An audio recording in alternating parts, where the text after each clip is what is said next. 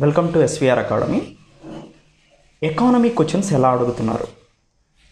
So economy questions అడిగే విధానం పూర్తిగా మారిపోయింది గ్రూప్ 1 గ్రూప్ 2 ఎగ్జామ్స్లో. వీటిలో ముఖ్యంగా సివిల్స్ని ఆదర్శంగా తీసుకొని వీళ్ళు గ్రూప్ 1 గ్రూప్ 2 ఎంసీక్యూస్ని అడుగుతున్నారు ఎకానమీకి సంబంధించి, లేదా అదర్ ఎగ్జామ్స్ అన్నిటికి కూడా. కరెంట్ అఫైర్స్ అనేది ముఖ్యమైన పాత్ర వహిస్తుంది. ఈ కరెంట్ అఫైర్స్లో ఎకానమీ అనేది ఇంకా డైనమిక్ ఇన్ నేచర్. అంటే రీసెంట్ జరిగే ఎకానమీ టాపిక్స్ మీదే మనకి ఎక్కువ క్వశ్చన్స్ వస్తున్నాయి. అందుకని మన యొక్క స్ట్రాటజీని మార్చుకోవాలా. ఓల్డ్ డేటాని ఓల్డ్గా చెప్పే లెక్చరర్స్ దగ్గర మనం ఎకానమీ నేర్చుకుంటే మాత్రం అది మీరు మళ్ళీ ఎగ్జామ్స్లో మీకు అబ్స్టకిల్గా మారుతుంది. అందుకని ఎకానమీ అనేది డైనమిక్గా నేర్చుకోవటం మొదలుపెట్టండి మీరు. సో ఆ ఎకానమీ క్వశ్చన్స్ ఎలా వస్తున్నాయి అనేదాన్ని మనం యూపీఎస్సీని బేస్ చేసుకొని ఎకానమీని చదివితే గ్రూప్ 1 కానీ గ్రూప్ 2లో కానీ మీరు ఎక్కువగా సక్సెస్ అవ్వడానికి అవకాశం ఉంది. అది ఎకానమీ కాదు, ఆల్ అదర్ సబ్జెక్ట్స్ కూడా అంతే. ఒకసారి ఇప్పుడు మనం ఎకానమీలోకి వెళ్ళి ఒక క్వశ్చన్ తీసుకొని దాన్ని మనం ఎలా సాల్వ్ చేయాలి, ఎలా ప్రిపరేషన్ మన స్ట్రాటజీ ఉంటుందో ఒకసారి చూద్దాం. సో నేను ఒక క్వశ్చన్ తీసుకుంటున్నాను. Which of the following prices are fixed by the central government? అంటే కేంద్ర ప్రభుత్వం కింది ఇచ్చినటువంటి ఏ ధరలని ఫిక్స్ చేస్తుంది అని అడుగుతున్నారు. First option maximum retail price MRP, second option minimum support price MSP, కనీస మద్దతు ధర, third option fair and remunerative prices FRP. So ఈ 3 మనం చూసిన తర్వాత select the correct answer using the codes given below. ఏది కరెక్ట్ అని అంటున్నారు? 1 and 2 only, 1 and 3 only, 2 only, 2 and 3 only. So ఈ క్వశ్చన్ని సాల్వ్ చేసే ముందు మనం వీటన్నిటికీ మూలమైనటువంటి మినిమం సపోర్ట్ ప్రైస్ గురించి చూద్దాం. మినిమం సపోర్ట్ ప్రైస్ అంటే దీన్ని కనీస మద్దతు ధర అంటారనమాట. కనీస మద్దతు ధర ఎవరు అనౌన్స్ చేస్తారంటే గవర్నమెంట్ ఆఫ్ ఇండియా అనౌన్స్ చేస్తుంది. ఎందుకు అనౌన్స్ చేస్తుంది అనేది ఒకసారి తెలుసుకున్నాం. కనీసం మద్దతు ధర ఎవరికి కావాలి? పండించిన రైతుకు కావాలి. పంట పండించిన రైతుకి మద్దతు ధర అవసరం అనమాట. ఈ మద్దతు ధర లేకపోతే రైతు తన పండించిన పంటలని సక్రమంగా అమ్ముకోలేడు సరైన ధరలకి. అందుకని గవర్నమెంట్ మార్కెట్ ఇంటర్వెన్షన్ చేసి గవర్నమెంట్ ఇంటర్ఫీర్ అయ్యి ఆ మినిమం సపోర్ట్ ప్రైస్ని అనౌన్స్ చేస్తూ ఉంటుంది. సింపుల్గా చెప్పాలంటే ఒక ఎగ్జాంపుల్ తీసుకున్నాం. ఎకానమీ ఎప్పుడు కూడా ఎగ్జాంపుల్స్ మోస్ట్ ఇంపార్టెంట్. ఒక ఎగ్జాంపుల్ తీసుకోండి, టొమాటోస్. మనం టొమాటోస్ పాపం ధర బాగా తక్కువై రోడ్ల మీద పడేస్తూ ఉంటారు. సపోజ్ ఇలా రోడ్ల మీద పడేయటానికి గల కారణం ఏంటంటే అతను ఉత్పత్తి వ్యయం అంటే ప్రొడక్షన్ కాస్ట్ ఆఫ్ ప్రొడక్షన్ అనేది 10 రూపాయలు అయిందనుకోండి, తన లాభం ఇంకొక 5 రూపాయలు చూసుకున్నాడు అనుకోండి, 15 రూపాయల కేజీ అమ్మితే అతనికి 5 రూపాయలు లాభం వస్తుంది. కానీ డిమాండ్ అండ్ సప్లైని బేస్ చేసుకొని ధర కేజీ రూపాయి ఉంది టమాటాలు. మరి అప్పుడు రైతు ఏమైపోవాలి? అలాంటి పరిస్థితుల్లో గవర్నమెంట్ సహాయం చేసి కనీసం ఒక మద్దతు ధరని అనౌన్స్ చేసి రైతుకు నష్టం రాకోకుండా చూసే ప్రాసెస్ని మనం మినిమం సపోర్ట్ ప్రైస్, కనీస మద్దతు ధర అంటాం. ఎగ్జాంపుల్గా టమాటాస్ తీసుకున్నాను. టమాటోస్కి ఇచ్చారని కాదు, ఇక్కడ ఎగ్జాంపుల్గా టమాటోస్ తీసుకున్నాను. అంటే ఇప్పుడు సెంట్రల్ గవర్నమెంట్ టమాటో కేజీ 15 రూపాయలు అని చెప్పింది అనుకోండి, కనీస మద్దతు ధర 15 రూపాయలకి అనౌన్స్ చేసింది అనుకోండి. ఇప్పుడు రైతు ఈ టొమాటోస్ని అమ్ముకోవడానికి ప్రయత్నం చేస్తారు. 15 రూపాయల కన్నా ఎక్కువ పడినా 15కి పడినా కానీ ప్రైవేట్ మార్కెట్లో అమ్ముకుంటాడు. డిమాండ్ సప్లైని బేస్ చేసుకొని ఎంత ప్రైస్ ఉన్నా ఒకవేళ 15 కన్నా ఎక్కువ నేను కూడా అమ్ముకుంటాడు. ఒకవేళ 15 కన్నా తక్కువ 2 రూపాయల కేజీ ఉంది బయట. అప్పుడు మార్కెట్ ఇంటర్వెన్షన్ చేసింది కాబట్టి మన మిక్స్డ్ ఎకానమీ కాబట్టి, సో గవర్నమెంట్ ఆఫ్ ఇండియా 15 రూపాయలు ఫిక్స్ చేసింది కాబట్టి గవర్నమెంట్ ఆఫ్ ఇండియానే ప్రొక్యూర్ చేస్తుంది. గవర్నమెంట్ ఆఫ్ ఇండియాకి అమ్ముకుంటాడు ఇతను, ఈ రైతు. అంటే కనీస మద్దతు ధర అనేది రైతుకి ప్రాఫిట్స్ తెచ్చిపెడుతుంది, రైతు లాసుల్లో పోకుండా చేస్తుంది, తను పండించిన పంటకి గిట్టుబాటు ధరను అందిస్తుంది. ఇది మినిమం సపోర్ట్ ప్రైస్. ఈ మినిమం సపోర్ట్ ప్రైస్ అనేది government of India market intervention చేస్తుంది. ఫామ్ ప్రైసెస్ ఫాల్ అయినప్పుడు రైతులని ప్రొటెక్ట్ చేయడం కోసం ఈ మినిమం సపోర్ట్ ప్రైస్ ఉపయోగపడుతుంది. సో ఇన్స్యూర్ అగ్రికల్చర్ ప్రొడ్యూసర్స్, సో వ్యవసాయదారులకి ఇది ఒక బ్యాక్ బోన్గా ఉంటుంది మినిమం సపోర్ట్ ప్రైస్. దీంట్లో కొన్ని అడ్వాంటేజెస్ ఉండొచ్చు, కొన్ని డిసడ్వాంటేజెస్ ఉండొచ్చు, అవి కూడా చూద్దాం. తర్వాత ఎగ్జామ్ పాయింట్ ఆఫ్ వ్యూలో మనకి ఇంకొక మోస్ట్ ఇంపార్టెంట్ ఏంటంటే కనీస మద్దతు ధరని ఎవరు అనౌన్స్ చేస్తారు. సో ఇది ఒక కీ పాయింట్ అనమాట. ఎవరు కనీస మద్దతు ధరని అనౌన్స్ చేస్తారు? So minister of agriculture and farmer welfare, అంటే వ్యవసాయ మంత్రిత్వ శాఖ కింద మనకి ఒక డిపార్ట్మెంట్ ఉంది, సిఏసిపి. ఇది 1965లో ఫామ్ అయింది. Commissioner for agriculture cost and price. వ్యవసాయ వ్యయ మరియు ధర కమిషన్ అంటారు దీన్ని. ఈ commission for agriculture cost and price ఏదైతే ఉందో సిఎస్సిపి ఎంఎస్పిని రికమెండ్ చేస్తుంది. చాలా ఫ్యాక్టర్స్ పరిగణలోకి తీసుకొని ఏ క్రాప్కి ఎంత ఎంఎస్పిని ఇవ్వచ్చో రికమెండ్ చేసేది సిఎస్సిపి. దీన్ని ఫైనలైజ్ చేసేది ఎవరంటే CCEA. So cabinet committee on economic affairs chaired by prime minister. So CCEA ఎవరైతే ఉన్నారో cabinet committee on economic affairs, prime minister చైర్గా ఉన్న ఈ కమిటీ సిఎస్సిపి రికమెండ్ చేసినటువంటి ఎంఎస్పిని అనౌన్స్ చేసేది.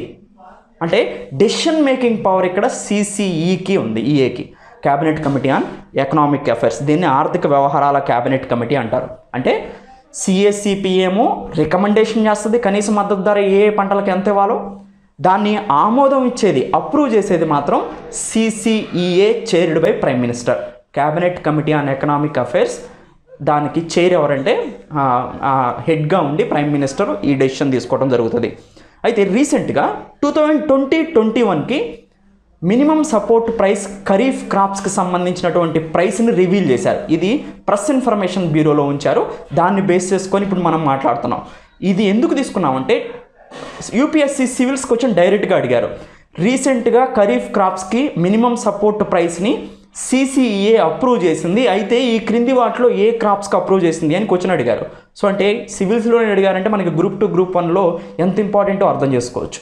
సో ఎంఎస్పి 2020-21కి కొన్ని ఖరీఫ్ క్రాప్స్లకి అనౌన్స్ చేశారు. ఆ 17 ఖరీఫ్ క్రాప్స్కి ఎంఎస్పి అనౌన్స్ చేశారు. అవేంటో ఒకసారి చూద్దాం. ప్యాడీలో 2 టైప్స్ ఉన్నాయి. Paddy general category, paddy grade A category. అప్రాక్సిమేట్గా 868 రూపీస్ పర్ క్వింటాల్ ఉంది. సో అన్నీ ఇది క్వింటాల్లో అనౌన్స్ చేస్తారు. జోవార్ జొన్నకి అనౌన్స్ చేశారు, బజ్రా సజ్జలకు అనౌన్స్ చేశారు, రాగులు, సీజమామ్ నువ్వులు, కాటన్ దీంట్లో కూడా 2 వెరైటీస్ ఉన్నాయి ప్రతిలో, ఈ 2 వెరైటీస్కి. మైజే మొక్కజొన్న, తుర్ దాల్ అంటే కందిపప్పు, మూంగ్ దాల్ పెసరపప్పు, ఉరద్ దాల్ మినుములు, గ్రౌండ్నట్ వేరుశనగ, సన్ఫ్లవర్ సీడ్స్ సన్ఫ్లవర్ విత్తనాలు, సోయాబీన్, నైగర్ సీడ్స్ జీలకర్ర. ఈ 17 క్రాప్స్ ఖరీఫ్ క్రాప్స్ మనకు అర్థమవుతుంది. ఈ 17 ఖరీఫ్ క్రాప్స్కి 2020-21లో గవర్నమెంట్ ఇంటర్వైన్ అయ్యి ఎంత కనీస మద్దతు ధర రైతులకు ఇచ్చిందంటే, రైతులు ఈ ధర కన్నా కూడా తక్కువ ఉంటే వేరే దగ్గర అమ్ముకోకుండా గవర్నమెంట్కి రైతుకు డైరెక్ట్గా అమ్ముకోవచ్చు. ఎవరు ప్రొక్యూర్ చేస్తారు ఇవి అంటే food corporation of India. So ఈ ఫుడ్ కార్పొరేషన్ ఆఫ్ ఇండియా ఏదైతే ఉందో ప్రొక్యూర్ చేసి ఈ కనీస మద్దతు ధరకి వీళ్ళ దగ్గర నుంచి కనీస మద్దతు ధరకి కొనేసి కోల్డ్ స్టోరేజ్ పెట్టేసుకొని వాటిల్లో స్టోరేజ్ చేసుకుంటుంది బల్క్లో గోడౌన్స్లో. అవసరమైనప్పుడు వాటిని సపోజ్ పేద ప్రజలకు ఇవ్వాలంటే food distribution system, so public distribution system, పౌర సరఫరాల శాఖ ఏదైతే ఉందో రేషన్ షాప్స్ వాటి ద్వారా పేద ప్రజలకి ఆ గ్రెయిన్స్ని అందిస్తుంది. లేదా అవసరమైనప్పుడు ఎక్కువ ప్రైస్ కనుక ఉన్నాయనుకోండి, డిమాండ్ సప్లైని బట్టి ఆనియన్స్ వచ్చినాయి, సపోజ్ ఆనియన్స్ ఇంతకు ముందే స్టోర్ చేసుకొని ఉంచుకుంటే ఆనియన్ ప్రైస్ పెరిగినప్పుడు సప్లై తగ్గి ప్రైస్ పెరిగింది కాబట్టి అలాంటి టైంలో కూడా ఫుడ్ కార్పొరేషన్ ఆఫ్ ఇండియా తన గోడౌన్స్లో కనీస మద్దతు ద్వారా కొన్నటువంటి ఏదైతే కమోడిటీస్ ఉన్నాయో వాటిని బయటకు రిలీజ్ చేస్తుంది. ఇది food corporation of India working. So food corporation of India procure చేసుకొని స్టోరేజ్ చేసి అవసరమైనప్పుడు వాటిని మార్కెట్లోకి రిలీజ్ చేస్తూ ఉంటుంది.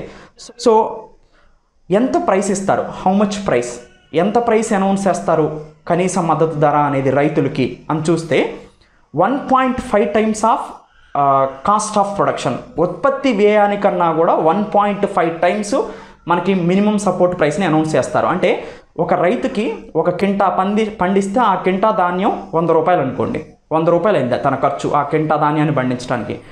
100 రూపాయలు ప్లస్ 1.5 టైమ్స్ అంటే ఇంకొక 50 రూపీస్ ఎక్స్ట్రా, అంటే 150 రూపీస్ ఆ కింటా ధాన్యాన్ని కొనుగోలు చేస్తుంది. అంటే రైతుకి దాదాపుగా 50% ప్రాఫిట్ ఇస్తున్నారనమాట. సో 100 రూపీస్ అయితే ఒక బస్తా 100 రూపీస్ అయింది అనుకోండి, అది 150కి కొంటారు. అంటే 100 రూపీస్ అవడం అంటే తన cost of production 100 rupees, government procure చేసేది మాత్రం 150 రూపీస్కి ప్రొక్యూర్ చేస్తుంది. సో ఈ 1.5 times into cost of production అనేది ఎవరు ప్రపోజ్ చేశారంటే మనకి నేషనల్ కమిషన్ ఆన్ ఫార్మర్స్ ఏర్పడింది. ఈ నేషనల్ కమిషన్ ఆన్ ఫార్మర్స్కి హెడ్గా ఎంఎస్ స్వామినాథన్ అన్నారు. అంటే ఎంఎస్ స్వామినాథన్ రికమెండేషన్స్ని మనం నేషనల్ కమిషన్ ఆన్ ఫార్మర్స్గా చెప్తాం. ఈ నేషనల్ కమిషన్ ఆన్ ఫార్మర్స్ రైతులకి లాభసాటిగా ఉండాలని కాస్ట్ ఆఫ్ ప్రొడక్షన్, ఉత్పత్తి వ్యయానికంటే, అంటే ఒక ప్రొడక్ట్ ఉత్పత్తి చేసినప్పుడు తనకైన ఖర్చుల కన్నా కూడా 1.5 టైమ్స్ హైయెస్ట్గా మినిమం సపోర్ట్ ప్రైస్ ఇవ్వాలని చెప్పారు. అయితే నెక్స్ట్, ఎంఎస్పి ఇవ్వటం వల్ల అడ్వాంటేజెస్ ఏంటి, ఉపయోగాలు ఉన్నాయా మినిమం కనీస మద్దతు ద్వారా ఇవ్వటం వల్ల అంటే ఉన్నాయి కొన్ని. అవేంటంటే self sufficiency in food grains, ఆహార ధాన్యాల ఉత్పత్తిలో స్వయం సమృద్ధిని సాధించగలుగుతాం. ఎందుకంటే సపోజ్ ఇప్పుడు రైస్ బాగా తక్కువగా కల్టివేట్ చేస్తున్నారు ఇండియాలో. అప్పుడు మినిమం సపోర్ట్ ప్రైస్ని రైస్కి గనక పెంచితే ఎక్కువ మంది రైస్ని కల్టివేట్ చేయడానికి చేస్తారు. అప్పుడు రైస్ ఉత్పత్తి బాగా పెరుగుతుంది. అంటే ఆటోమేటిక్గా ఫుడ్ సఫిషియన్సీ, సెల్ఫ్ సఫిషియన్సీ వస్తుంది ఇండియాలో. ఇప్పుడు మనం ఒకవేళ తక్కువ సప్లై ఉందనుకోండి, తక్కువ మంది పండిస్తారనుకోండి వరిని, మనం వేరే దేశాల నుంచి వీటిని ఇంపోర్ట్ చేసుకోవాలి. అలా ఇంపోర్ట్ చేస్తే ఇంపోర్ట్ ప్రైస్ మనకి ఎక్కువగా పడుతుంది. సో మన ఫారెన్ ఎక్స్చేంజ్ రిజర్వ్స్ అయిపోతాయి. అలా కాకోకుండా కనీస మద్దతు ధరని ఎక్కువగా అనౌన్స్ చేయటం వల్ల ఆ పంటని ఇక్కడే పండించేలాగా చేసి సెల్ఫ్ సఫిషియన్సీని సాధించవచ్చు. సెకండ్ పాయింట్, ఫుడ్ సెక్యూరిటీ, ఆహార భద్రత. సో ఇండియాలో చాలామంది పూర్ పీపుల్ ఉన్నారు. రేషన్ షాప్స్ నుంచి సో మనం ఫుడ్ గ్రెయిన్స్ని, ఆహార ధాన్యాలని, రైస్ కానీ, వీట్ కానీ, పల్సెస్ని కానీ అందిస్తూ ఉన్నారు, ఆయిల్ని కానీ. ఇలాంటి పేద ప్రజలకు అందించేటప్పుడు తక్కువ ధరకి ఇవ్వాల్సి వస్తుంది. అలాంటప్పుడు ఫుడ్ కార్పొరేషన్ ఆఫ్ ఇండియా కనీస మద్దతు ద్వారా అనౌన్స్ చేసినప్పుడు ప్రొక్యూర్ చేసినటువంటి ఈ ఫుడ్ గ్రెయిన్స్ ఏవైతే ఉన్నాయో వీటిని పబ్లిక్ డిస్ట్రిబ్యూషన్ సిస్టమ్ ద్వారా, ప్రజా పంపిణీ వ్యవస్థ ద్వారా పేద ప్రజలకు అందించడానికి అవకాశం ఉంటుంది. దాని ద్వారా ఆహార భద్రతని కాపాడినట్టు ఉంటుంది. సో ఈ ఆహార భద్రతా చట్టం 2013లో చేయబడింది మనకి. దాని ద్వారా పబ్లిక్ డిస్ట్రిబ్యూషన్ సిస్టమ్, ప్రజా పంపిణీ వ్యవస్థ ఈ ఆహార పదార్థాలు ఏవైతే ఉన్నాయో ఆహార ధాన్యాలన్నింటినీ కూడా పేద ప్రజలకి, ఎవరైతే వైట్ కార్డ్ హోల్డర్స్ ఉన్నారో వీళ్ళకి అందించడం జరుగుతుంది. అంటే ఫుడ్ సెక్యూరిటీ, ఆహార భద్రతని కాపాడినట్టే. Next, balancing demand supply equations. Demand supply ఈక్వేషన్స్ని బ్యాలెన్స్ చేయడానికి కూడా మినిమం సపోర్ట్ ప్రైస్ పనిచేస్తుంది. సపోజ్ ఆనియన్స్ సప్లై బాగా తక్కువ ఉంది, అంటే పండించక సప్లై తక్కువ ఉందనుకోండి, మినిమం సపోర్ట్ ప్రైస్ ఆనియన్స్కి ఎక్కువగా అనౌన్స్ చేశారనుకోండి, అందరూ ఆనియన్స్ పండించడానికి ముందుకు వస్తారు. అప్పుడు డిమాండ్కి సప్లైకి, డిమాండ్కి తగ్గ సప్లైని అక్కడ తీసుకొచ్చినట్టు ఉంటుంది. ఒకవేళ ఆనియన్ సప్లై ఎక్సెస్ ఉంది, ఆనియన్ ప్రైసెస్ పడిపోయినాయి అనుకోండి, ఆనియన్కి మినిమం సపోర్ట్ ప్రైస్ని తగ్గించారనుకోండి, పంట విస్తీర్ణం తగ్గి అదర్ క్రాప్ని పెంచుకుంటారు.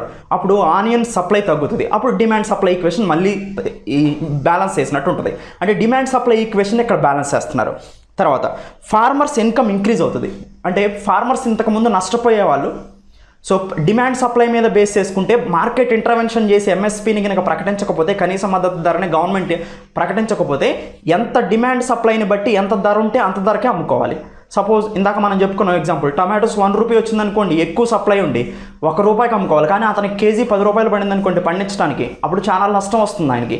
అలాంటి పరిస్థితుల నుంచి రైతులని కాపాడటం కోసం ఈ మినిమం సపోర్ట్ ప్రైస్ ఉపయోగపడుతుంది. సో అంటే ఇక్కడ ఫార్మర్స్ ఇన్కమ్ని ఇంక్రీజ్ చేయడానికి ఉపయోగపడుతుంది. తర్వాత strength in public procurement, public distribution.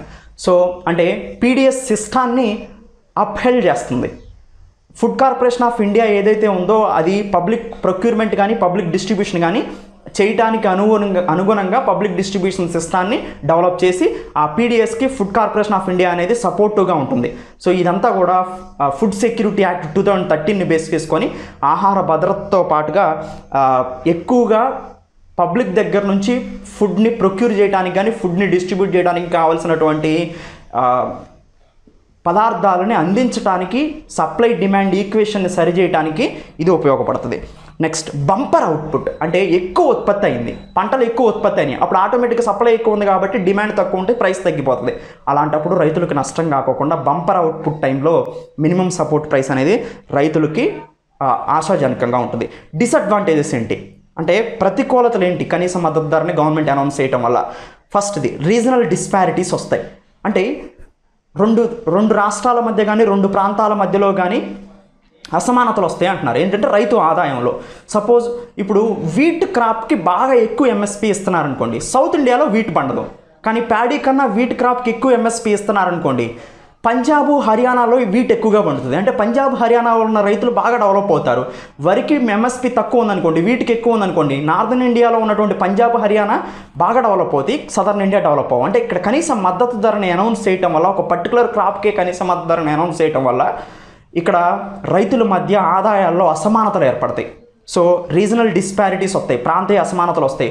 ఒక ప్రాంతానికి సంబంధించిన పంట ఎక్కువ కనీస మద్దతు ధర ఉండి ఇంకొక ప్రాంతానికి సంబంధించినటువంటి పంట తక్కువ మద్దతు ధర ఉంటే అక్కడ ప్రాంతీయ అసమానతలు వస్తాయి. రెండోది న్యూట్రిషనల్ సెక్యూరిటీ ప్రాబ్లం వస్తుంది. మోస్ట్ ఇంపార్టెంట్, ఇండియాలో మాల్ న్యూట్రిషన్ పెరిగిపోతుంది. దానికి గల కారణం ఏంటంటే మనం కన్జ్యూమ్ చేసే దాంట్లో రైసు వీటే ఉంటున్నాయి కానీ పల్సెస్ కానీ అదర్ న్యూట్రియంట్ ఫుడ్ ఉండట్లేదు. అంటే రాగులు కానీ సజ్జలు కానీ లేదా పప్పు దినుసులు కానీ ఇవి ఉండట్లేదు. ఎక్కువగా రైసు వీటిని కన్జ్యూమ్ చేయటం వల్ల మాల్ న్యూట్రిషన్ వస్తుంది, పోషకాహార లోపం వస్తుంది. సో ఈ ఎంఎస్పి కూడా పోషకాహార లోపానికి కారణం అవ్వచ్చు. ఎందుకంటే సపోజ్ కొన్ని పంటలకే, అంటే ఎక్కువగా వరికి, గోధుమలకి, చెరకుకి, ఇలాంటి ఇందాక మనం చూసిన పంటలకి ఎక్కువగా మినిమం సపోర్ట్ ప్రైస్ని ఇవ్వటం వల్ల ఎక్కువగా ఈ పంటలు పండిస్తారు. న్యూట్రిషనల్ ఫుడ్ సాంప్రదాయంగా మనం తినే రాగులు కానీ సజ్జలు కానీ జొన్నలు కానీ వీటికి ఎంఎస్పి తక్కువ ఉందనుకోండి, వీటిని తక్కువ పంటను పండిస్తారు. తక్కువ పండించినప్పుడు వీటి వల్ల న్యూట్రిషన్ ఫుడ్ ఎక్కువగా వస్తుంది, న్యూట్రియంట్ ఎక్కువగా వస్తుంది. అలాంటి ఫుడ్ తక్కువ పండించి ఎక్కువ ఎంఎస్పి ఉన్న పంటని ఎక్కువగా పండించడానికి ప్రయత్నిస్తారు. అప్పుడు న్యూట్రిషన్ అందే ఫుడ్ పండక న్యూట్రిషనల్ సెక్యూరిటీ ప్రాబ్లం వచ్చే అవకాశం ఉంది. నెక్స్ట్, పల్సెస్ని మనం అదర్ కంట్రీస్ నుంచి బాగా ఇంపోర్ట్ చేసుకుంటున్నాం. పల్సెస్ షార్టేజ్ వచ్చింది. ఎందుకంటే ఇంతకుముందు మనం చూస్తే పొలాల్లో గట్ల మీద కందులు, జొన్నలు, పెసలు, రాగులు వేసేవాళ్ళు. ఇప్పుడు వేయట్లేదు. ఓన్లీ వరి, జొన్న లేదా వరి, గోధుమలు ఎక్కువ పండిస్తున్నారు. దానివల్ల ఏమవుతుంది, న్యూట్రిషన్ ప్రాబ్లం వస్తుంది ఇక్కడ. సో అంటే మనకి పల్సెస్ పండించడం తక్కువైపోయి మనకేమో 23 మిలియన్ టన్స్ వరకు ఇండియాలో కన్జంప్షన్కి అవసరం. మనం పండించేది 17 మిలియన్ టన్స్లే పల్సెస్ మొత్తం. అంటే కంది కానీ, మినపప్పు కానీ, పెసరపప్పు కానీ ఇవన్నీ కూడా 23 మిలియన్ టన్స్ అవసరం అయితే 17 మిలియన్ టన్సే పంపిస్తున్నాం. మనం ఒక 5 సంవత్సరాలు మొజాంబిక్ ఆఫ్రికాలో ఉన్నటువంటి సౌత్ ఆఫ్రికన్ కంట్రీ అయిన మొజాంబిక్తో అగ్రిమెంట్ కుదుర్చుకున్నాం పల్సెస్ని ఇంపోర్ట్ చేయడానికి. పల్సెస్ ఇంపోర్ట్ చేసుకుంటుంటే ఇంత వ్యవసాయ ఆధారిత ఎకానమీని మనం పల్సెస్ని ఇంపోర్ట్ చేసుకోవడం అనేది ఒక కరెక్ట్ ప్రాసెస్ కాదు. ఇక్కడే మనం పల్సెస్ని డెవలప్ చేయగలిగే క్యాపబిలిటీస్ ఉన్నాయి. కానీ మినిమం సపోర్ట్ ప్రైసు రైస్కి కానీ వీటికి కానీ ఎక్కువ ఉండటం వల్ల, పల్సెస్ ఎక్కువగా పండించకపోవడం వల్ల మనం పల్సెస్ని ఇంపోర్ట్ చేసుకోవాల్సి వస్తుంది. దాంతోపాటు ఎఫ్సిఐ ఇన్ఫ్రాస్ట్రక్చర్ మీద ఎక్కువ బర్డెన్ పడుతుంది. ఎందుకంటే కనీస మద్దతు ధర అనౌన్స్ చేస్తే వీళ్ళు తక్కువ ప్రైస్ ఉంటే ప్రైవేట్ మార్కెట్లో అమ్మరు. కన్ఫామ్గా ఫుడ్ కార్పొరేషన్ ఆఫ్ ఇండియాని ప్రొక్యూర్ చేయాల్సి ఉంటుంది. ఫుడ్ కార్పొరేషన్ ఆఫ్ ఇండియా ఇంత లార్జ్ క్రాప్ని ప్రొక్యూర్ చేసి పక్కనే ఉంచుకోవాలంటే కోల్డ్ స్టోరేజ్లు కావాలి, ఇన్ఫ్రాస్ట్రక్చర్, సో కోల్డ్ వెహికల్స్ కావాలి, cold chain vehicles. So infrastructure మీద ఎక్కువ కాస్ట్ పెట్టాల్సి వస్తుంది. తర్వాత ఫ్యూచర్లో ఇవి పనికి వస్తాయో లేదో తెలియదు. పబ్లిక్ డిస్ట్రిబ్యూషన్ సిస్టమ్ ద్వారా ఎంత అందిస్తారో తెలియదు. Food corporation of India godowns ఇప్పటికే ఆల్రెడీ ఎక్కువగా ఫిల్అప్ అయి ఉన్నాయి. సరిపడనంత పంటని ప్రొక్యూర్ చేయడానికి ఇప్పుడు ఇన్ఫ్రాస్ట్రక్చర్ కూడా సరిపోవట్లేదు. సో ఇది మనం అర్థం చేసుకోవాలి. So food corporation of India యొక్క కోల్డ్ స్టోరేజ్ల మీద బర్డెన్ ఎక్కువగా పడుతుంది. నెక్స్ట్, సబ్సిడీ బర్డెన్ కూడా గవర్నమెంట్ ఆఫ్ ఇండియాకి ఎక్కువ అవుతుంది. ఎందుకంటే మినిమం సపోర్ట్ ప్రైస్ ఆటోమేటిక్గా ఒక వీటికి రైస్కి ఇస్తున్నారనుకోండి, వరికి, గోధుమలకి, అవి పండించడానికి కావాల్సిన సబ్సిడీస్ కూడా బాగా అనౌన్స్ చేయాల్సి ఉంటుంది. సో దానివల్ల సబ్సిడీ బర్డెన్, రాయితీలు ఎక్కువగా బర్డెన్ పడతాయి గవర్నమెంట్ ఆఫ్ ఇండియా మీద. యాక్చువల్గా రాయితీలు, ఫెర్టిలైజర్స్ రాయితీస్ ఎక్కువ ఇస్తారు అగ్రికల్చర్కి. సో అలాంటి ఎరువుల రాయితీ మీద గవర్నమెంట్ ఆఫ్ ఇండియా త్రీ మనకి సబ్సిడీస్ ఇస్తుంటాయి. పెట్రోలియం సబ్సిడీ కానీ, తర్వాత ఫెర్టిలైజర్ సబ్సిడీ కానీ, ఫుడ్ సబ్సిడీ కానీ. ఈ 3 సబ్సిడీస్లో మనకి సెకండ్ పొజిషన్లో మనకి ఫెర్టిలైజర్ సబ్సిడీ ఉంటుంది, ఎరువుల మీద రాయితీ. సో అలాంటి ఎరువుల మీద రాయితీలు ఎక్కువ ఇవ్వాల్సి వస్తుంది. గవర్నమెంట్ ఆఫ్ ఇండియా మీద ఎక్కువ కాస్ట్ పడుతుంది మినిమం సపోర్ట్ ప్రైస్ ఇవ్వడం వల్ల. Next, cost of production dispute కూడా ఉంది. ఇది ఒక డిసడ్వాంటేజ్. అంటే ఎంఎస్ స్వామినాథన్ కమిటీ రికమెండేషన్స్ని మనం పూర్తిగా అమలు చేయలేదు గవర్నమెంట్ కూడా.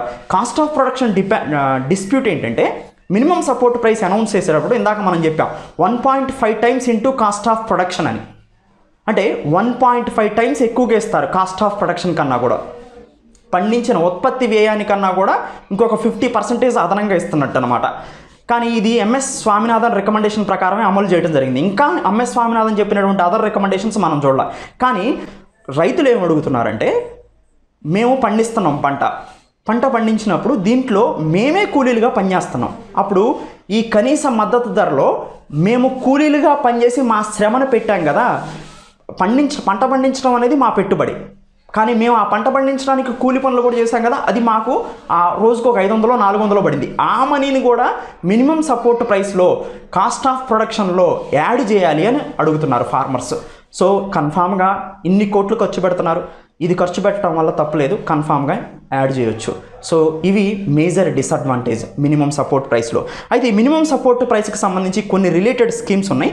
అవి ఏంటంటే పిఎం ఆశా, అంటే ప్రధానమంత్రి అన్నదాత ఆయ్ సంరక్షతన్ అభియాన్. సో ఈ పిఎం ఆశా స్కీమ్ 2018లో తీసుకొచ్చారు. ఇది ఒక అంబ్రెల్లా స్కీమ్. ఇదేంటంటే రైతులు పండించిన పంటలకు సరైన ధరని అందించడమే. Remunerative returns to farmers to their producers. రైతులకు పండించినటువంటి పంటల మీద సరైన ధరను అందించడమే ఈ పిఎం ఆశా స్కీమ్ యొక్క ముఖ్య ఉద్దేశం. దీంట్లో 3 సబ్ స్కీమ్స్ ఉన్నాయి. ఇది ఒక అంబ్రెల్లా స్కీమ్. ఒకటి పిఎస్ఎస్, ప్రైస్ సపోర్ట్ స్కీమ్. రెండోది PDPS, price deficiency payment scheme. Third one PPS, private procurement stockist scheme. So దాంతోపాటుగా ఎంఎస్పికి సంబంధించి పిఎం కిసాన్, అంటే ఎక్కువ పంటలు పండించడానికి వాళ్ళకి అనుగుణంగా మనకి పిఎం కిసాన్ అంటే ఇన్వెస్ట్మెంట్ సపోర్ట్ స్కీమ్. ఇది పెట్టుబడి సహాయ స్కీము పిఎం కిసాన్. ఈ పిఎం కిసాన్ కింద ఇప్పటివరకు 8.89 crore ఫార్మర్స్కి బెనిఫిషన్ అయిందని చెప్తున్నారు. ఈ ఇయర్ 17,793 కోట్లని కేటాయించినట్టుగా ఈ స్కీమ్కి చెప్తున్నారు. ఎనీవే, ఇప్పుడు క్వశ్చన్కి వద్దాం. Which of the following prices are fixed by the central government? కేంద్ర ప్రభుత్వం ఏ ధరల్ని స్థిరీకరిస్తుంది, ఏ ధరల్ని అనౌన్స్ చేస్తుంది? First one maximum retail price, MRP అనేది ఒక వస్తువు మీద విధించే ధర. ఈ వస్తువు మీద ఆ కంపెనీ ఎంఆర్పిని డిసైడ్ చేస్తుంది, గవర్నమెంట్ కాదు. సో ఫస్ట్ది ruled out. Second minimum support price. కన్ఫామ్గా ఇప్పుడు మనం చెప్పుకున్న దాన్ని బట్టి మనకు అర్థమైందంటే మినిమం సపోర్ట్ ప్రైస్ ఎవరు అనౌన్స్ చేస్తారు? గవర్నమెంట్ ఆఫ్ ఇండియా అనౌన్స్ చేస్తుంది. ఎవరు దాంట్లో కూడా మనం కొంచెం డీప్గా వెళ్తే ఎవరు రికమెండ్ చేస్తారు? సిఎస్సిపి. ఎవరు అప్రూవ్ ఇస్తారు? Cabinet committee on economic affairs chaired by prime minister. Next fair and remunerative prices, FRP. So ఈ ఫెయిర్ అండ్ రెమ్యూనరేటివ్ ప్రైసెస్ అనేది కూడా వన్ టైప్ ఆఫ్ ఎంఎస్పి. కానీ ఇది స్పెషల్గా షుగర్ కేన్ ఫార్మర్స్కి, షుగర్ కేన్ మిల్స్ వాళ్ళు ఇచ్చే మనీ ఎంత ఇవ్వాలి అనేదే సిఎస్సిపి అనౌన్స్ చేస్తుంది, సిసిఈఏ రికమెండేషన్ చేస్తుంది. అంటే ఇక్కడ ఫెయిర్ అండ్ రెమ్యూనరేటివ్ ప్రైసెస్ అనేది షుగర్ కేన్ ఫార్మర్స్కి, షుగర్ మిల్స్ వాళ్ళు ఎంత ఇవ్వాలి అనేది ఈ ఫెయిర్ అండ్ రెమ్యూనరేటివ్ ప్రైసెస్. అంటే ఫెయిర్ అండ్ రెమ్యూనరేటివ్ ప్రైసెస్ కూడా ఎంఎస్పియే, కానీ షుగర్ కేన్కి ఎస్పెషల్లీగా. ఎంఎస్పి మాత్రం all types of crops. Government of India కావాల్సిన వచ్చినప్పుడు ఏ క్రాప్స్కైనా అనౌన్స్ చేయొచ్చు. అంటే 2 and 3 కరెక్ట్ ఇక్కడ. So option D is correct. So ఇలా క్వశ్చన్స్ ఉంటున్నాయి. మీరు ప్రిపేర్ అయ్యే విధానం కూడా ఇలా ఉంటేనే మీరు ఎగ్జామ్లో సక్సెస్ అవ్వగలుగుతారు. Welcome to SVR academy. SVR academy multiple కోర్సెస్ని మీకు ఆన్లైన్లో అందిస్తుంది. దాంట్లో ఏపీపీఎస్సీ గ్రూప్ 2కి సంబంధించిన టోటల్ కోర్స్ కానీ, ఏపీపీఎస్సీ గ్రూప్ 2కు సంబంధించిన పాలిటీ సపరేట్ మాడ్యూల్ కానీ, ఎకానమీ సపరేట్ మాడ్యూల్ కానీ, దాంతోపాటు ఏపీ హిస్టరీ సపరేట్ మాడ్యూల్ని అందించడం జరుగుతుంది. టోటల్ ఓవరాల్ కోర్స్ కూడా అందించడం జరుగుతుంది. దేనికైనా కానీ ఆన్లైన్లో మీరు జాయిన్ అవ్వాలంటే సిమిలర్ ప్రొసీజర్ ఉంటుంది. సపోజ్ ఇప్పుడు మనం ఎకానమీ ఎలా జాయిన్ అవ్వాలో చూద్దాం. మీరు ఫస్ట్ www.svracademy.in వెబ్సైట్లోకి వెళ్తారు. ఆ వెబ్సైట్ ఓపెన్ అవుతుంది. ఓపెన్ అయిన తర్వాత మనకి లాగిన్, రిజిస్టర్ అనే 2 కాలమ్స్ కనిపిస్తున్నాయి. దీని మీద రిజిస్టర్ మీద మీరు ప్రెస్ చేస్తే మీకు రిజిస్టర్ ఫామ్ అని వస్తుంది. రిజిస్టర్ ఫామ్లో enter name, enter email ID, enter mobile number, enter password, select course అని వస్తుంది. ఈ సెలెక్ట్ కోర్స్ దగ్గర ఎకానమీ అయితే ఎకానమీ, గ్రూప్ 2 వాళ్ళైతే గ్రూప్ 2, ఇలా అన్నీ సపరేట్గా చూపిస్తుంది. మీరు ఎకానమీ కాబట్టి ఇప్పుడు ఎకానమీని ప్రెస్ చేస్తారు. ఎకానమీ ప్రెస్ చేసి సింపుల్గా ఎకానమీని ప్రెస్ చేశారు. ఇప్పుడు రిజిస్ట్రేషన్ని బటన్ని క్లిక్ చేస్తారు. సో కంప్లీట్గా మీ ఈమెయిల్ ఐడికి మీ రిజిస్ట్రేషన్కి సంబంధించిన డీటెయిల్స్ వెళ్తాయి. ఇప్పుడు మీరు రిజిస్టర్ అయినట్టే. ఇప్పుడు ఏం చేస్తారంటే మళ్ళీ ఫస్ట్లో మనం చూసాం కదా లాగిన్ రిజిస్టర్లో, మీరు ఇప్పుడు రిజిస్టర్ అయ్యారు. ఇప్పుడు లాగిన్ బటన్ని ప్రెస్ చేయండి. మీరు లాగిన్ బటన్ని ప్రెస్ చేయగానే యూజర్ నేము, పాస్వర్డ్ అడుగుతుంది. ఆ యూజర్ నేమ్ దగ్గర మీ మొబైల్ నెంబర్ ఎంటర్ చేయండి. సో మీరు ఏదైతే క్రియేట్ చేసుకున్నారో మొబైల్ నెంబర్ కానీ ఈమెయిల్ కానీ, సో మీ మొబైల్ నెంబర్ని ఎంటర్ చేశారు. తర్వాత మీ పాస్వర్డ్ ఏదైతే ఇందాక పెట్టుకున్నారో ఆ పాస్వర్డ్ని ఎంటర్ చేస్తారు. సో ఇప్పుడు సైన్ ఇన్ కొడతారు. సైన్ ఇన్ వచ్చిన తర్వాత మీరు వెబ్సైట్లోకి వెళ్ళిపోతారు. అక్కడ మీకు మల్టిపుల్ కోర్సెస్ కనిపిస్తూ ఉన్నాయి. దాంట్లో ఎకానమీ అని, దాని తర్వాత బై నౌ అనే ఆప్షన్ ఉంది. ఆ ఎకానమీ బై నౌని క్లిక్ చేస్తారు. వేరియస్ పేమెంట్స్ మెథడ్లో మీకు పేమెంట్ మెథడ్ కనిపిస్తూ ఉంది. ఆ పేమెంట్ మెథడ్లో ఏదైనా క్రెడిట్ కార్డ్ కానీ, డెబిట్ కార్డ్ కానీ, నెట్ బ్యాంకింగ్ కానీ, యూపీఐ ఐడీస్ కానీ ఏదైనా ఉపయోగించుకొని మీరు మనీని పే చేస్తారు. సో ఆటోమేటిక్గా ఇప్పుడు మీరు మనీని పే చేశారు. మనీని పే చేసిన తర్వాత మీరు రిజిస్టర్ అయిపోయినట్టు, కంప్లీట్గా లాగిన్ అయినట్టు. సో ఇప్పుడు మీరు మనీ పే చేసిన తర్వాత మళ్ళీ లాగిన్లోకి వెళ్ళి మళ్ళీ మొబైల్ నంబర్ని, పాస్వర్డ్ని ఎంటర్ చేస్తే మీకు మొత్తం ఇప్పుడు కోర్సు ఓపెన్ అవుతుంది. అక్కడ ఎస్విఆర్ యూజర్లోకి వెళ్ళిపోతుంది. ఎస్విఆర్ యూజర్లోకి వెళ్ళిన తర్వాత మీకు వీడియో అనే బటన్ లెఫ్ట్ సైడ్ మీకు కనిపిస్తుంది. ఆ వీడియో అనే బటన్ని క్లిక్ చేస్తే మీరు ఏదైతే కోర్స్ పర్చేజ్ చేశారో అది కనిపిస్తుంది. ఇప్పుడు ఎకానమీ మొత్తం కనిపిస్తుంది. సో దీన్ని క్లిక్ చేస్తే ఎకానమీ 1, 2, 3, 4, 5, 6 వీడియోస్ కనిపిస్తున్నాయి కదా. దీన్ని లింక్ని క్లిక్ చేస్తే మీకు ఆటోమేటిక్గా ఈ ఎకానమీ మాడ్యూల్ అనేది వీటికి సంబంధించిన వీడియోస్ మీకు కనిపిస్తాయి. సో మిగతా కోర్సులు కూడా సిమిలర్ ప్రొసీజరే మీరు ఫాలో అయితే సరిపోతుంది.